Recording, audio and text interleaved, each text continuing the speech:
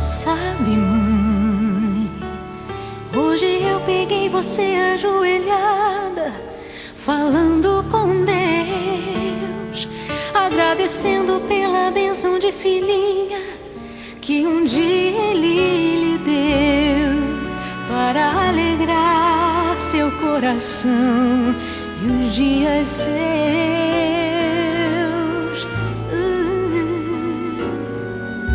Sabe, mãe, ainda estava em sua barriga e já sentia amor. Até a música que mais gostava eram as batidas do meu coração, embalando o seu sono e as emoções. Mas sabe, mãe, é você a maior bênção que alguém já pôde ter. Já sei falar, andar, brincar e ainda sou o seu bebê. Obrigado, mamãezinha, pelas noites